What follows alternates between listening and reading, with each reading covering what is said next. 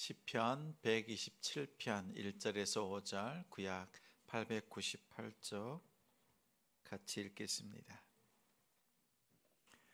여호와께서 집을 세우지 아니하시면 세우는 자의 수고가 헛되며 여호와께서 성을 지키지 아니하시면 파수꾼의 깨어 있음이 헛되도다. 너희가 일찍이 일어나고 늦게 누우며 수고의 떡을 먹음이 헛되도다.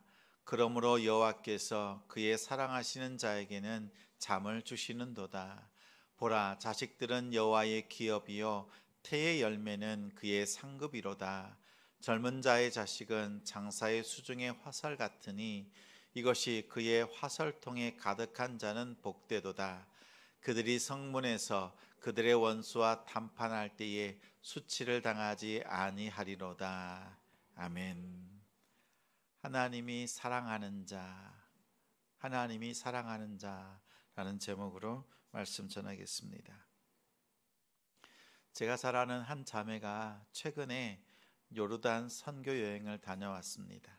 다녀와서 나누어준 이야기입니다. 요르단이 어디 있는지 아세요? 요단강은 아시지요? 요단강. 요단강은 우리 잘 아는 갈릴리 호수에서 물이 흘러서 아래쪽에 사해라는 곳에 물이 흘러가잖아요. 그래서 갈릴리 호수에서 사해까지 흘러가는 그 강이 요단강이에요. 그래서 지도에서 보면 요단강의 오른쪽이 이스라엘, 왼쪽이 요르단입니다. 요르단이라고 하는 그 국가의 이름의 뜻이요, 요단강을 건너다라는 뜻이 담겨 있습니다. 구약에서 나오는 지파가 있는데 뭐가 있을까요? 암몬과 모압이라는 데 있지요. 또 에서 지파가, 에서 가문이 살았던 곳이 이곳이었습니다. 자매가 선교 여행을 가던 중에 광야에서 지내고 있는 기독교인을 만났던 겁니다. 또 그들을 만나기 위해서 선교 여행을 갔던 거지요. 근데 그 자매가 저에게 이렇게 물었어요.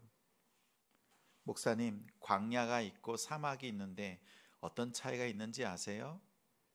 그럼 어떻게 생각하세요?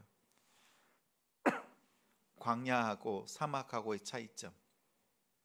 자매의 이야기는 이것이었습니다. 사막에는 생명이 없지만 광야에는 생명이 있습니다. 겉으로 볼 때는 돌산, 그리고 나무 하나 없는 것 같이 보이지만 사막과 다르게 광야는 생명이 있다라는 이야기를 하는 거였어요.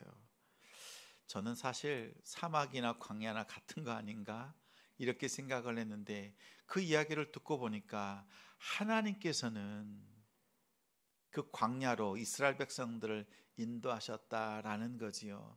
그 광야에서 하나님께서 이스라엘 백성을 만나 주셨다라는 거지요. 그냥 생명이 없는 곳이 아니라 생명의 땅으로 지나게 하시고 하나님께서 함께 주셨다라는 생각이 다시 한번 들었습니다. 이 자매가 이 광야에 대한 묵상을 하다가 밤 늦은 시간에 예배를 다 마치고 또 소그룹 모임을 마치고 광야를 나가고 싶다 이 생각이 들었던 거예요. 그래서 불빛 하나 없는데 광야로 나갔습니다. 같이 갔던 형제 자매들이요, 조금 걸어서 10분, 20분 광야로 들어가서요, 그 속에서 하늘을 바라보니까 하늘이 그렇게 아름다울 수가 없대요. 별들이 빛나고 있고 그 광야가 무서운 곳이 아니라 하나님이 이곳에 임재하신다, 함께 하신다, 이 느낌, 이 감동이 막 몰려오는 거예요. 그곳에서 지체들과 함께 합심해서 통성 기도하고 또 누워서 하늘을 바라보면서 그 은혜를 누렸다라는 내용이었어요. 그 얘기를 듣고 있노라니 광야 가고 싶다, 그곳에 가고 싶다, 이런 마음이 들었습니다. 사실 요르단은요 99%가 이슬람입니다. 무슬림들이 살고 있는 땅입니다. 근데 1%의 기독교인이 있다고 해요.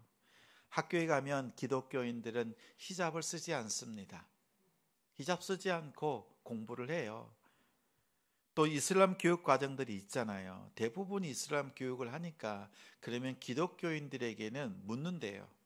이 수업을 들을 거냐 말 거냐 선택하게 해줍니다. 그렇게 아이들이 선택할 수 있게끔 해준다고 합니다. 근데 무슬림에게는, 이슬람을 믿는 사람들에게는 선택권이 없어요. 무조건 그 수업을 들어야 합니다.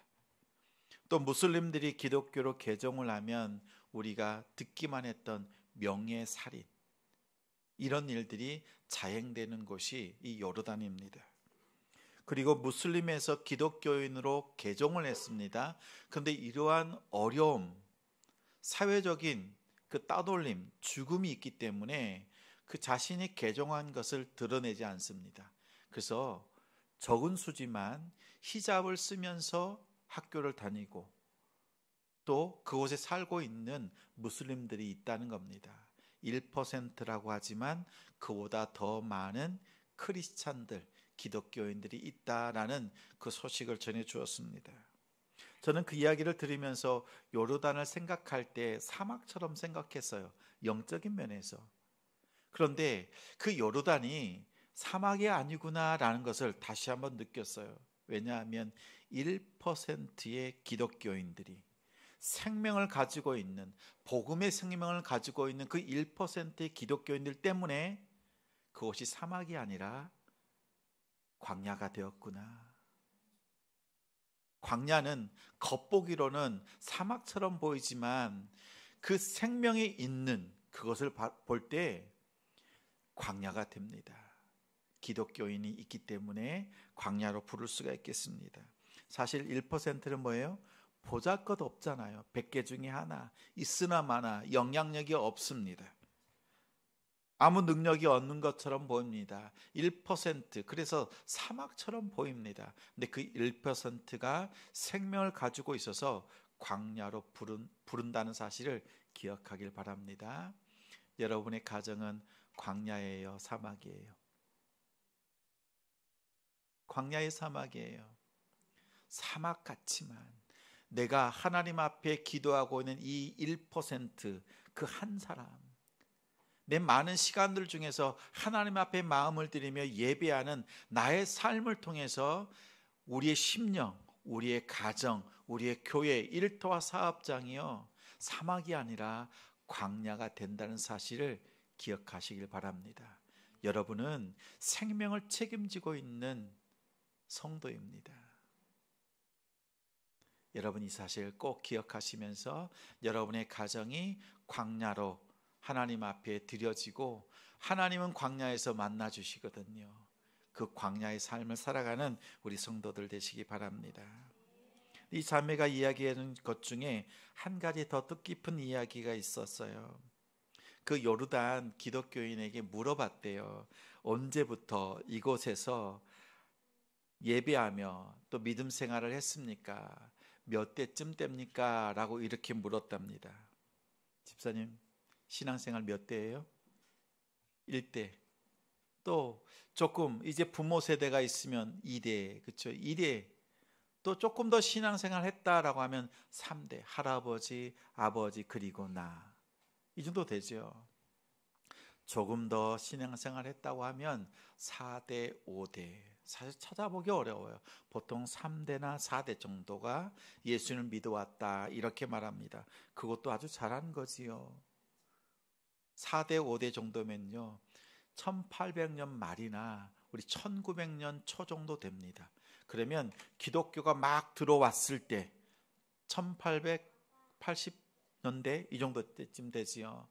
그때부터 믿었거나 1900년 초에 예수를 믿기 시작한 가정들이요 4대, 5대쯤 됩니다. 그러면 어마어마하지 않아요? 그런데 이 자매가 만난 요르단 가정은요 1000대라고 합니다. 1000대. 어떻게 1000대냐라고 물었더니요, 사도 바울의 복음을 듣고 가정이 믿어서 지금까지 예수님을 믿는 가정인 거예요. 시작점이 달라요.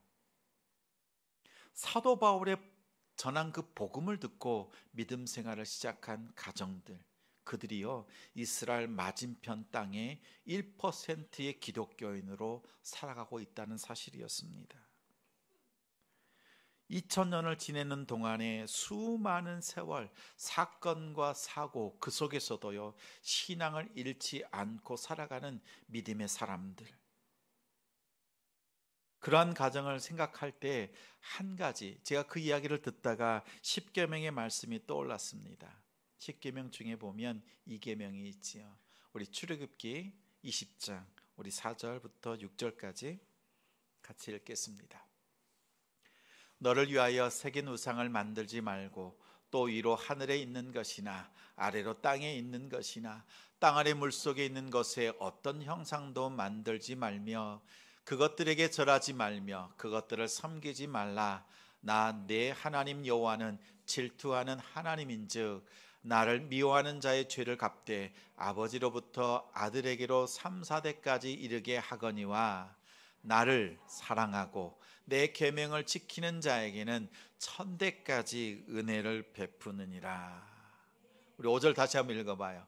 나를 사랑하고 내 계명을 지키는 자에게는 1000대까지 은혜를 베푸느니라.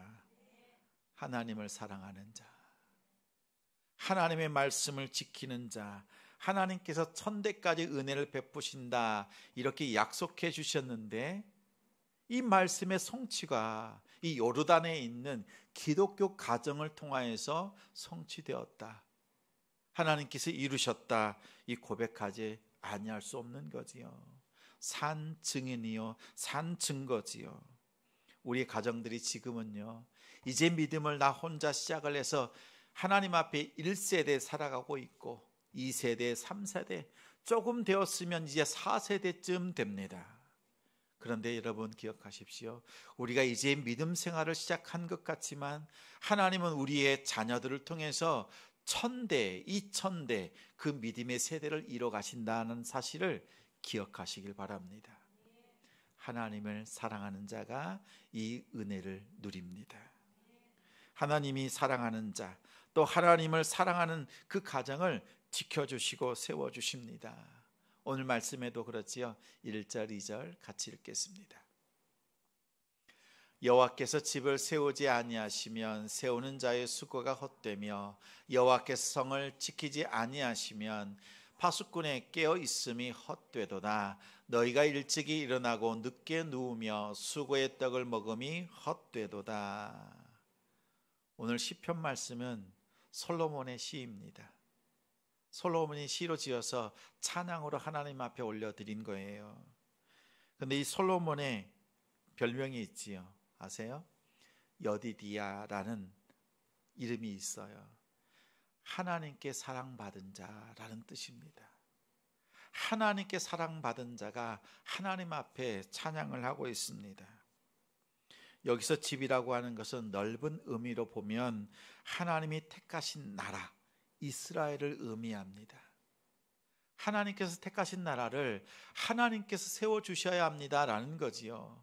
솔로몬이 자신이 아무리 지혜롭고 모든 일들을 잘 처리한다 할지라도 하나님께서 도와주지 않으시면, 하나님께서 세워주지 아니하시면 하나님의 집 이스라엘은 제가 어떻게 세우겠습니까? 하나님께서 도와주셔야 합니다라는 겁니다. 내가 아무리 수고해도 헛수고일 수밖에 없습니다라는 고백이지요. 또 작은 의미로는 우리의 가정들을 말합니다. 우리가 가정을 살피고 또 돌아보고 또 자녀들을 양육합니다. 이 모든 일들에 부모 세대가 정말 수고가 많습니다. 그렇지요. 그런데 하나님께서 우리 가정들을 지켜주신다는 거예요. 내가 계획하고 자녀들을 양육하고 내가 제시하는 길로 자녀들이 잘 갈 때 복된 길이 아니라 내 열심이 있지만 하나님께서 내 가정을 지켜주지 아니하시면 우리의 수고가 헛됩니다라고 고백할 수 있는 그런 지혜로운 우리 부모 세대가 되기를 소망합니다. 또한 파수꾼이 성을 지키지만 깨어서 아무리 지킨다고 하지만 하나님이 지켜주지 아니하시면 이 성은 무너집니다. 우리가 지킬 만한 성들이 무엇이 있어요? 오늘날 본다면 내 일터, 사업장, 내가 이루어 놓은 것들 내가 지키려고 애쓰는 거지요. 그러나 하나님께서 지켜주지 아니하시면 이 모든 것이 헛되다라는 것을 말하고 있습니다. 기억하십시오.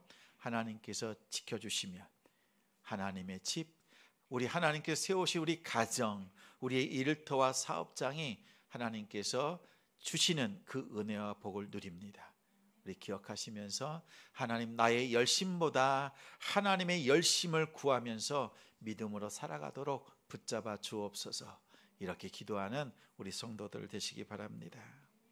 솔로몬은 2절의 후반절에 한 문장을 덧붙여 두었어요.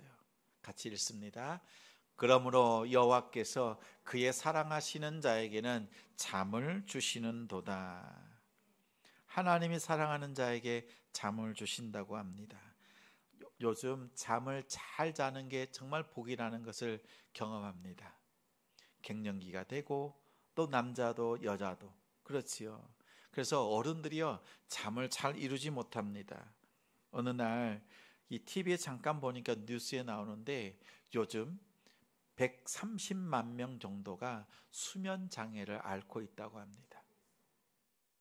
잠을 이루지 못해요. 불면증에 시달려요. 또 수면 장애라고 하는 건 또 어떤 것이 있냐면 너무 많이 자는 것도요, 과하게 자는 것도 수면 장애 중에 하나라고 합니다. 오늘 말씀해 보니까 하나님이 사랑하는 자에게 잠을 주신다라고 했는데 저는요 딱 머리를 베개에 닿으면 3초 만에 잠잡니다. 그리고 7초가 되면 잠꼬대를 해요. 자, 오늘 말씀처럼 하나님께서 사랑하는 자에게 잠을 주신다라고 한다면 이 말씀을 그대로 생각해 본다면 뭐예요? 하나님은 저를 얼마나 사랑하시는지 모릅니다. 사실 이 말씀이 그 뜻일까요? 이 말씀을 조금 잘 풀어놓은 우리 다른 번역이 있는데 새 번역으로 다시 한번 읽겠습니다. 우리 2절 말씀 같이 읽어요. 새 번역으로 해놓은 거예요. 같이 읽습니다. 진실로 주님께서는 사랑하시는 사람에게는 그가 잠을 자는 동안에도 복을 주신다. 사랑하는 자에게 잠을 주신다. 이 잠을 주신다는 것은 우리에게 평안한 마음을 주시기 때문에 두 다리를 쭉 펴고 쉴 수 있는 거지요. 그렇죠? 근데 하나님은 어떻게 하신다고요? 우리가 잠을 자는 동안에 우린 잠을 잘 수밖에 없어요. 피곤하니까 잠을 잘 수밖에 없어요. 그리고 내가 아무리 지키려고 하더라도 잠을 자지 않고는 견딜 수가 없습니다. 또 그리고 수고하지 않거나 수고하지 못하는 상황들이 있어요. 내가 아무리 지키려고 해도 지킬 수 없는 그런 상황이 있어요. 근데 그 상황 속에 어떻게 해요? 하나님께서 복을 주신다는 거예요. 하나님께서 일하신다는 사실을 기억하시기 바랍니다. 이 속뜻은 이거예요. 너희들이 또 우리가 솔로몬의 고백이에요. 우리가 아무리 애쓰고 수고한다 할지라도 우리의 수고보다 하나님의 수고가 앞장서고 있다는 사실을 기억하라는 겁니다. 우리의 수고에 마음 빼앗기지 말고 하나님 내가 요만큼 했으니까 이게 아니라 하나님은 우리의 그 수고보다 더 훨씬 많은 수고로 우리에게 복을 더해 주신다라는 거예요. 안심하라는 겁니다. 지금 눈으로 볼 때는 뭔가 이루어지지 않아서 마음이 타고 또 당장 막힌 문제 때문에 내가 어찌할 수 없어서 정말 잠도 자지 못하고 이렇게 수고해야 될 상황이지만 하나님은 우리가 잠잘 때 오히려 하나님은 복을 주신다는 사실을 기억하길 바랍니다. 그거의 대표적인 사례가요 자녀예요. 우리 부모 세대가 자녀들을 마음대로 양육할 수 있던가요? 처음에는 이렇게 고분고분 하다가도요 저렇게는 우리 유초등부 아이들이요 좀만 커봐요, 중이병을 알아봐요. 그러면 이 아이들이 머리가 조금 크면 말 안 듣습니다. 그때는요 아무리 내 속에서 난 아이들이라도 어떻게 할 수가 없어요. 근데 나중에 아이들이 그래요. 엄마 아빠 내가 그때 왜 그랬는지 몰라 그런다니까요. 그런데 자녀들을 양육하는 것 그것도요 하나님께서 하신다는 거예요. 그 예로 이 말씀을 덧붙여 주시는 겁니다. 우리 3절 말씀 같이 읽겠습니다. 보라, 자식들은 여호와의 기업이요 태의 열매는 그의 상급이로다. 여호와의 기업이다, 태의 상급이다라고 했는데 이것에 대해서 조금 풀어놓은 우리 세 번역으로 한 번 더 읽습니다. 자식은 주님께서 주신 선물이요 태 안에 들어있는 열매는 주님이 주신 상급이다. 자녀는요 하나님께서 거저 주신 선물이라는 거예요. 하나님께서 우리에게 선물을 주실 때 짐으로 주신 게 아니에요. 양육하라고, 정말 말썽 피우고 말 안 듣는다고 짐으로 생각하지 말라는 거지요. 하나님께서 책임지시고 우리에게 선물로 기쁨으로 거저 주신 거라는 거예요. 여러분 자녀 바라볼 때마다 기뻐하십시오. 이제 아멘 하셔야 되는데 우리 자녀들이 와 있는데 네, 자녀들이 선물이에요. 여러분 기억하세요. 우리 친구들도 여러분 하나님이 선물로 엄마 아빠에게 주신 하나님의 선물이라는 사실을 기억해요. 하나님께도 기쁨이 될 뿐만 아니라 부모님께도 기쁨이 되는 우리 자녀들 되기를 바랍니다. 우리 4절 5절 이어서 읽어요. 젊은 자의 자식은 장사의 수중의 화살 같으니 이것이 그의 화살통에 가득한 자는 복되도다. 그들이 성문에서 그들의 원수와 담판할 때에 수치를 당하지 아니하리로다. 내가 지금 양육하고 있는 이 자녀 하나님의 자녀라는 사실을 꼭 기억하십시오. 이 자녀를 주신 목적은요 세상 속에서 여러분이 믿음으로 살아낼 때 이 자녀가 지금은 어리고 믿음이 없어 보이지만 이제 믿음의 명문 가정 속에서 믿음의 사람으로 성장해 가잖아요. 천대를 이어가는 우리의 자녀들이 된다는 사실을 기억하시기 바랍니다. 어린 영혼이 아니라 하나님께서 내게 맡겨주신 우리의 가정을 이뤄가는 천대를 이어가는 믿음의 가정이 되는 줄 믿습니다. 하나님의 사랑을 받는 자 되십시오. 하나님의 사랑을 받는 자는 말씀을 지키면서 그 말씀으로 양육하고 가르치고 살아가는 우리 가정들입니다. 하나님의 사랑을 받는 우리 나라, 또 집, 또 성도, 또 일터와 사업장, 자녀, 가정들이 되길 바랍니다. 그러면 우리가 지킬 수 없는 그때에도 하나님은 주무시지 아니하시고 우리를 도우시고 우리와 함께 하십니다. 하나님 우리를 사랑하시는데 어떻게 사랑하신다고요? 자신이 가장 사랑하는 독생자를 우리를 위해서 내어주시고 우리를 구원하시는 그 사랑이라는 거예요. 그래서 십자가라고 하는 예수 그리스도의 죽음과 그 부활이라고 하는 그 사랑을 통하여서 우리를 향한 하나님의 사랑을 확증하셨다라는 사실을 기억하길 바랍니다. 예수님이 하나님의 사랑의 확증입니다.